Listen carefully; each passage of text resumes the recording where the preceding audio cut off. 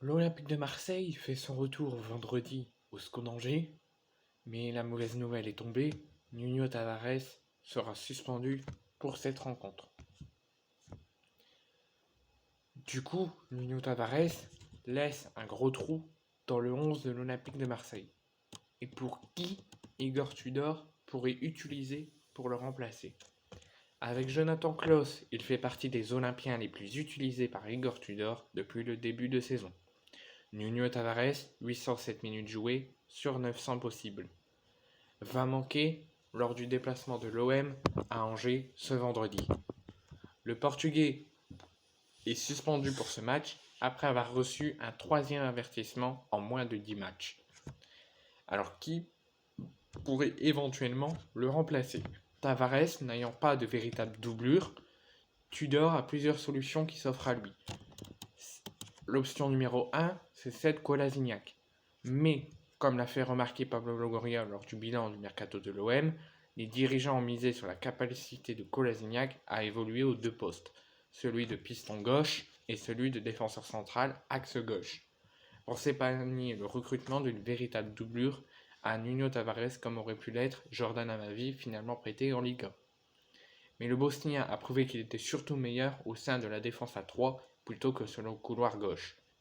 Il avait démarré dans cette position contre Lille, lors de la victoire 2-1 au Vélodrome, mais Tudor avait revu ses plans dès la 28e minute en faisant rentrer Tavares pour reprendre sa place de piston gauche, tandis que Kolasinac glissait en défense à la place d'un Balerdi inquiétant et remplacé. Si l'Argentin était la cible du remplacement précoce de Tudor, le Bosnien n'avait lui non plus pas vraiment rassuré dans le couloir gauche. Reste que sur un match qui plus est à l'extérieur, Kolasinac peut faire l'affaire.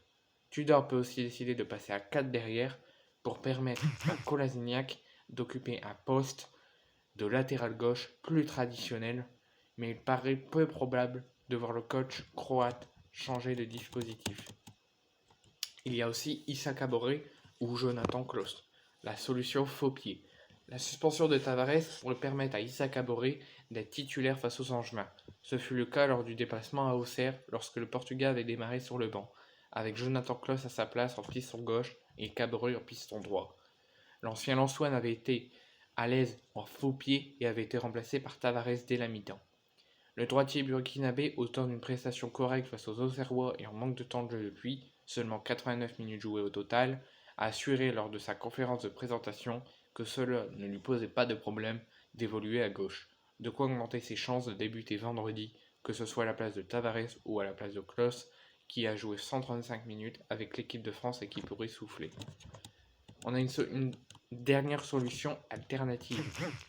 Gerson. Gerson, où il se mettait souvent à la place de maintenant Tavares quand on était sous l'ordre de Sampaoli. Sampaoli a longtemps cherché le meilleur poste sur le terrain de Gerson la saison dernière, jusqu'au moment où le Brésilien s'est mis à performer quand il était replacé davantage sur l'aile gauche. Gerson a même évolué par séquence en piston gauche quand le dispositif du coach argentin passait à 5 derrière sur certaines phases défensives. Tudor pourrait donc avoir cette idée en tête, d'autant que Gerson ne trouve pour l'instant pas sa place dans le système du Croate, mais pas certain que le Brésilien soit ravi de devoir performer à ce poste. Alors selon vous, qui pourrait remplacer Nuno Tavares contre Angers? C'est Kolasinac, Issa Caboré, potentiellement Jonathan Klaus, potentiellement Gerson ou quelqu'un d'autre.